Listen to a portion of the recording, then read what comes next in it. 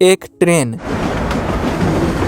जो तेजी से पहाड़ी इलाके से गुजर रहा था। सब कुछ बिल्कुल नॉर्मल लग रहा था, लेकिन ट्रेन के अंदर एक बहुत ही बड़ा खतरा शुरू होने वाला था। तभी नाडिया नाम की एक लड़की ट्रेन के एक कंपार्टमेंट में जाकर बैठ जाती है। वो बिल्कुल नॉर्मल पैसेंजर की तरह बिहेव कर रही थी, लेकिन असल में उसकी नजर सिर्फ एक आदमी पे थी। उस आदमी का नाम था नाडिया का एक फ्रेंड ईयरपीस के थ्रू उससे बात कर रहा था।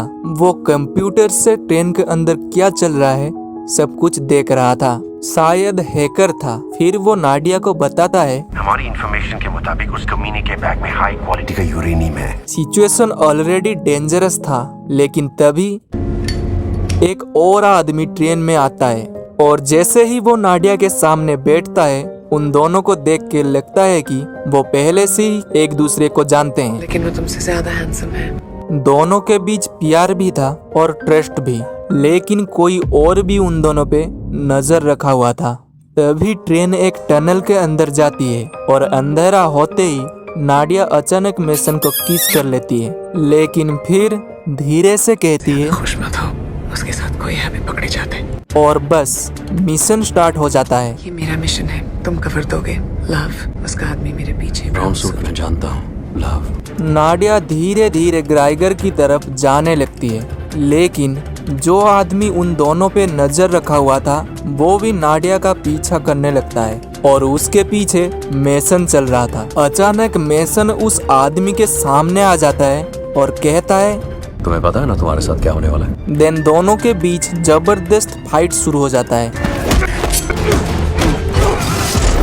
दूसरी तरफ नाडिया ग्राइगर के पीछा करते करते ट्रेन के दूसरे कंपार्टमेंट में पहुंच जाती है। उसे बिल्कुल भी आइडिया नहीं था कि उस कंपार्टमेंट में सिर्फ ग्राइगर का ही आदमी मौजूद थे। नाडिया कामली ग्राइगर के पास जाकर बैठती है, थोड़ा फ्लर्ट करती है और फिर टेबल के नीचे से उसे गन पॉइंट में रखती है। मैंने आपकी बंदूक पे अपनी बंदूक तान रखी है। लेकिन ग्राइगर थोड़ा सा भी नहीं डरता, क्योंकि वो नाडिया को पहचान चुका था। तुम सिटाडेल से हो?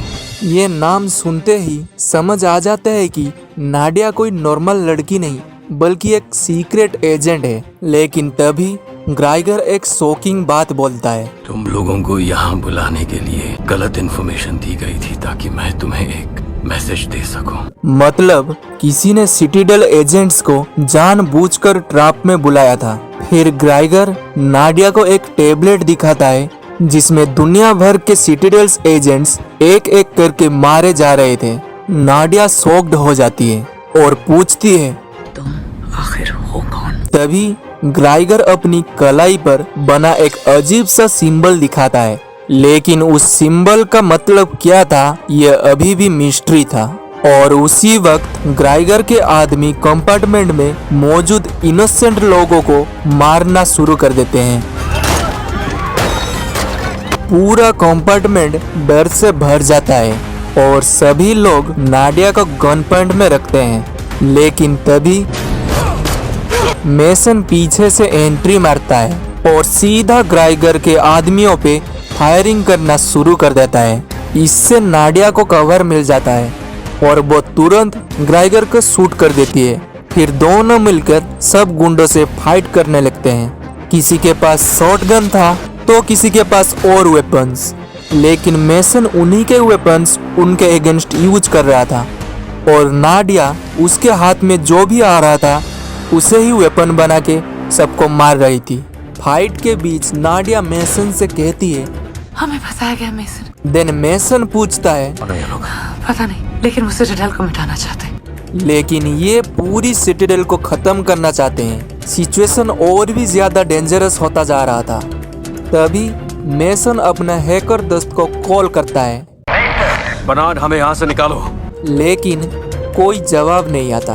और तभी एक और शॉकिंग बात सामने आता है। ग्राइगर अभी भी जिंदा था और जिस कंपार्टमेंट में वो सब फाइट कर रहे थे उसमें पहले से ही बॉम्ब लगाया गया था। ग्राइगर रिमोट दबाता है, देन बूम, एक बहुत बड़ा एक्सप्लोजन होता है। पूरा कंपार्टमेंट ट्रेन से अलग होके सीधा नीचे नदी में गिर जाता है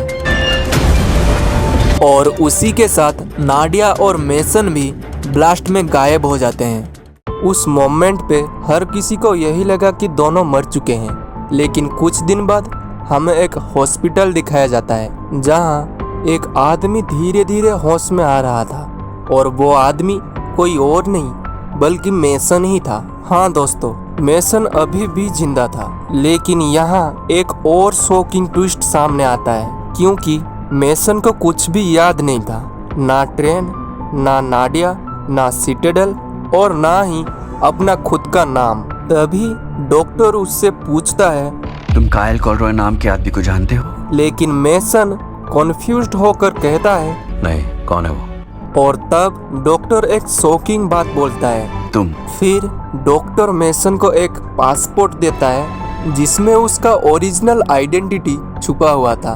लेकिन क्या सच में ये उसका असली पहचान था या इस ब्लास्ट के बाद किसी ने उसका आइडेंटिटी ही बदल डाला? ये अभी भी एक मिस्ट्री था। और फिर डॉक्टर मेसन को एक रिंग देता है। तो ये रिंग आखिर किसकी थी और इसका मेसन से क्या कनेक्शन था? ये बात अभी किसी को पता नहीं था। मेसन बस कंफ्यूज होकर उस रिंग को देखता जा रहा था क्योंकि उसका पूरा पास्ट एक ही ब्लास्ट में उससे छीन चुका था। और फिर 8 साल बाद